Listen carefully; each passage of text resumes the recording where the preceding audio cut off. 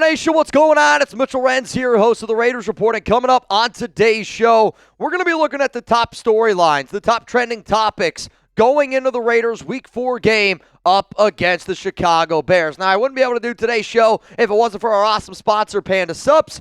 Make sure that you use code RAIDERS. You're going to be able to save 25% off at pandasups.com. And whether you're looking for protein, whether you're looking for BCAAs, if there was one thing that I wish I could get at Panda Sups, I wish I could get a Fire Brennan Carroll shaker. To the owner of Panda Sups, if you can make me a Fire Brennan Carroll Panda shaker, I'm going to use that on these shows because there's going to be a lot of people that are going to want them. Let's go to the first storyline here on today's show, and it's going to be, how does this Raiders team respond after being terrible in all three phases against the Washington Commanders? And I say that because the Raiders had a week to prepare for the Chargers. They were a disaster. The Raiders had a week to prepare for the Washington Commanders. A disaster. What the are we doing in that week of practice to get ready for game day? Because it doesn't look like we're doing a whole lot of things that good teams do to get prepared for game day. Like, yes, I have been yelling, fire Brennan Carroll. Yes, there are a lot of issues with this offensive line. But the Raiders failed on special teams yesterday. I don't know how many total yards they gave up. If I had to guess, I think we gave close up to 250 yards on special teams. Gave up a kick return touchdown. Almost gave up two of them, quite frankly. You started the game right from the jump, giving up all those yards to Debo. We're starting in the whole ball at the 27-yard line. On the defensive side of the football, we lacked execution. We couldn't generate pressure. We tackled like dog shit. We didn't do anything on defense, and we were obviously not prepared. Like, did you not think that the Washington Commanders, without Jaden Daniels and a quarterback like Marcus Mariota, wasn't going to run the football? What are we prepping for? And then on offense is the biggest joke of all. And that's where I struggle to figure out, what are we going to do to ensure that we're not a complete disaster in all three phases of the game? This team looks like a team coached by Antonio Pierce. This team looks like a team coached by Josh McDaniels. And with Pete Carroll, I got way too much respect for him. John Spytek, I got way too much respect for you. So I'm asking as a Raiders fan, because I'm serious when I say this. I am concerned about this team and it knowing its players well enough.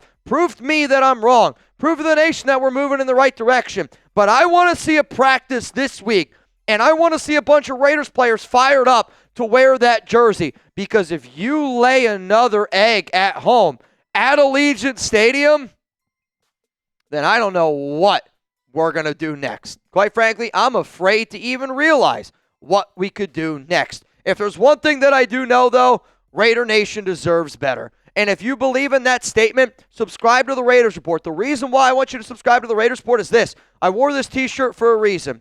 We are stronger together. And I know my voice is loud. I know your voice is loud. When we get everybody with the same voice, you can get change. And I'm telling you this right now. All I'm going to do this entire week is I'm going to try to get our message clear to the Raiders, to Pete Carroll, to John Spytek, out to the world, because it's clear to me we need to fire Brennan Carroll, or at least just give him another job, because he can't be offensive line coach, and you got to put JPJ at center. When you do those two things, I guarantee it, this team's going to be better. Mark my words, subscribe so you can join when that does happen. Let's go to the second storyline here, around the silver and black. What will the Raiders' offensive line look like? I swear to God, and I hate even saying what I'm about to say, I swear to God, I am going to freak the F out if they trot out Colton Miller, Dylan Parham, Jordan Meredith, Alex Kappa, and DJ Glaze. I'm going to lose my mind, because for you not to make any corrections in that game against Washington, shame on you. It just shows that you're bad coaches. And then for you to put JPJ in on special teams, because again, if he's healthy enough to play in the field goal unit, why is he not healthy enough to be able to play in the starting line? And if you're like, all right, well, we wanted to roll with Kappa for continuity. At what point in that game yesterday, in the first quarter, second quarter, third quarter, fourth quarter, were you like, oh no, we're still doing the right things? I'm scared that this Raiders coaching staff cares more about being right than doing what's right. And that's the Josh McDaniels thing. If it's up to me, this is the offensive line I'm rolling with. And the reason why I roll with this offensive line, because Pete Carroll was talking about continuity, this is the offensive line that was the best for us last season. Jordan Meredith was much better at left guard. JPJ, much better at center. Dylan Parham showed that he was a lot better at right guard. Though, we got to be able to give Parham a little bit of credit, because if there's one thing that I will admit, I was a little bit too critical of Parham compared to when I watched some of the plays. I think Parham deserves a little bit more credit yesterday. Again, still not good, but my point is DJ Glaze, how much he has regressed. This offensive line has regressed so much since Brennan Carroll has taken over, and I really want this message to get through, and I don't know how else I can possibly say it, but I'll say it like this. If you want the Raiders to do the right things, you got to put the right people in charge. And Parham, Meredith, JPJ, and Glaze, they all have gotten worse this season. You can't deny that fact. They have absolutely, positively gotten worse this season. But if our offensive line is ever going to get better, we need to have the right people in place to get it better. I don't trust Brennan Carroll in order to do that. And I just have never seen a Raiders offensive line be this bad. I mean, we are historically bad. We have allowed 12 sacks this season. That is a pace for 68 sacks this season. The worst Raiders offensive line ever in terms of sacks, you got to go all the way back to 1967 when they allowed 67 sacks. Like, we were talking about a historically bad, historically embarrassing Raiders offensive line. So all I'm asking is for you to do what is smart. What is smart is putting Joe Philbin in charge, making Brennan Carroll an assistant, put JPJ at center, and let's run this offensive line. Because when you did that last season, you had good results. So here's what I'm going to do. It's not anything special, but I want this message to be out there because I know I'm not the only one with this message. If you want JPJ to start at center, I hope that you type JPJ down below.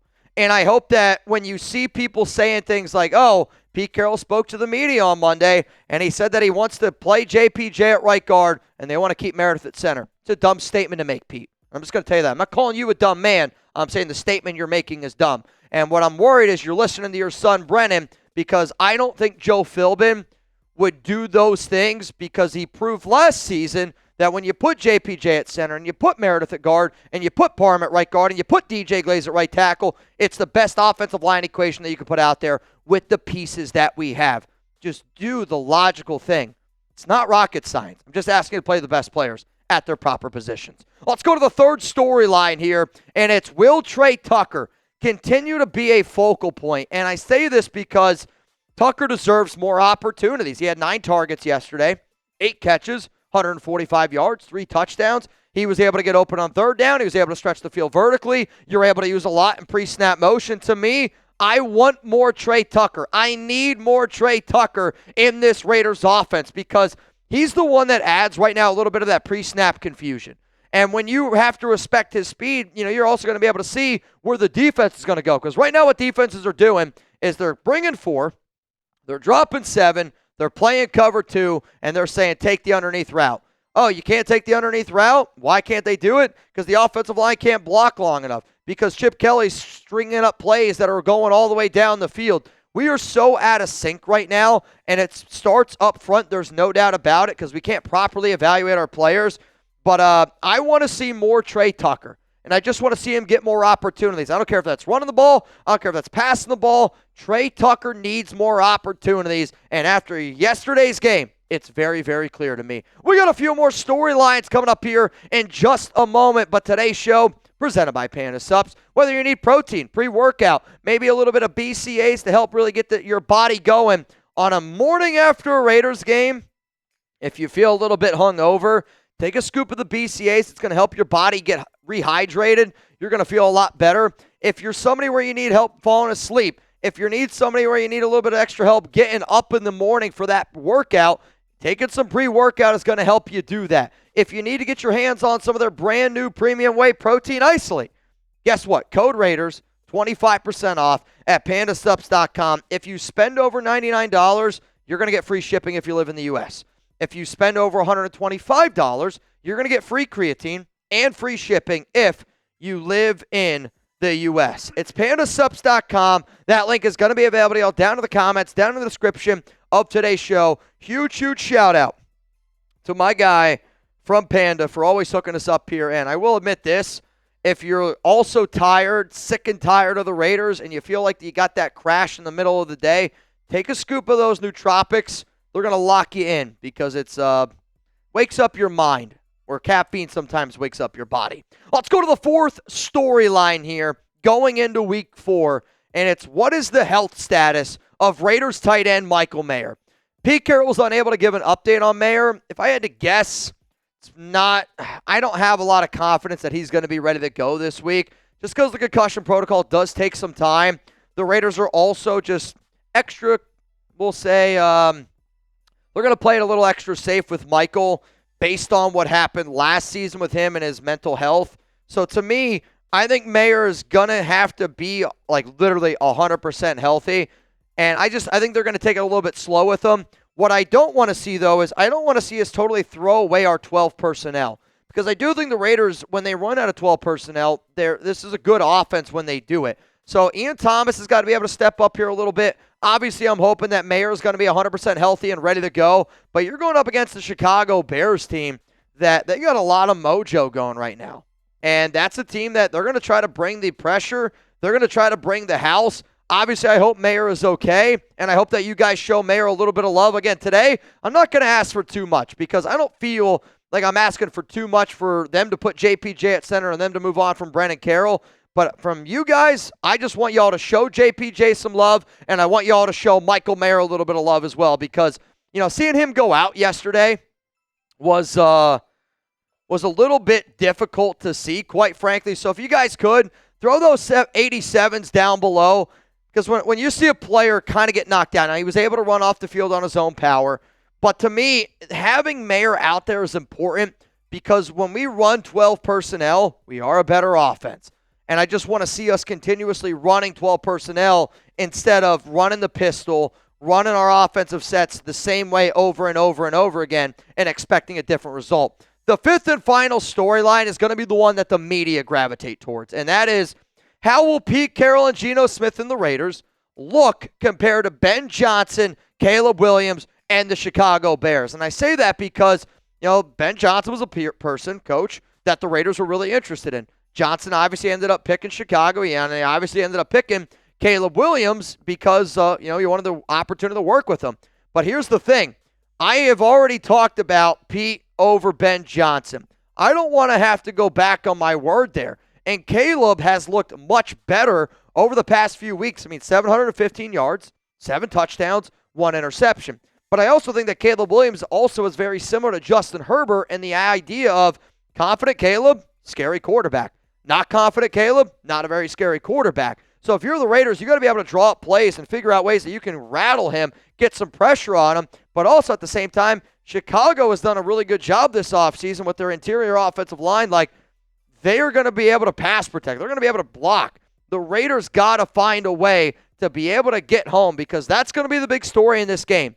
If the Raiders struggle against Ben Johnson and Caleb Williams, it's just going to be we're 1-3 again, and we're just trending in the wrong direction. So before I get on out of here, again, if you do not know, I will be live later on, 4 p.m. Eastern Time. I'm also going to be live Thursday night football. Make sure you're subscribed. Make sure those notifications are turned on. And if you're just as frustrated as I am, I promise you, our voice is going to be louder together. We got to stand together. We are stronger together. And I know it's corny. I know it's probably a dumb thing to say, but I mean it. I know that our voice can be heard because it's been heard before.